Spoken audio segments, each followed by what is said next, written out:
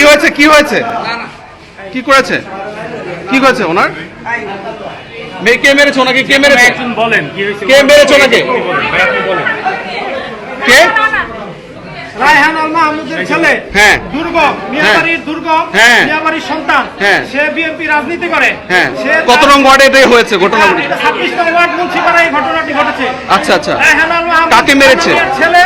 আমার বোন জান্নাতুল ফেরদৌস জিদ্দিকে হ্যাঁ। বেতনভাবে এবং কি মিমকে আমার ফুফাতো বোন মিম আমার জ্যাঠাতো বোন ইলমা ওদেরকে জোরপূর্বক ভাবে রাস্তায় ফেলিয়ে ইট পাটকেল ছুঁড়ে আমার বোনের মাথায় কুপ দিয়েছে আমার এই বোনের নাকদা মুখ রক্ত বের করে ফেলেছে আপনারা মুন্সিপাড়া যান তদন্ত করেন আপনারা তদন্ত করেন শত শত মহিলারা সাক্ষী দিবে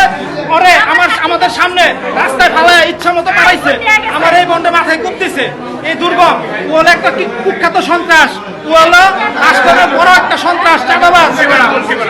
ওর বিরুদ্ধে আপনারা ব্যবস্থা নেন আপনারা একটু চিকিৎসা নেন আমরা আপনি একটু বাইরে যাই চিকিৎসা নিক সুস্থ এখানে আমি পুলিশকে জানিয়েছি পুলিশ আসবেন আপনাদের কাছ থেকে শুনবেন ব্যবস্থা নেবেন ইনশাল্লাহ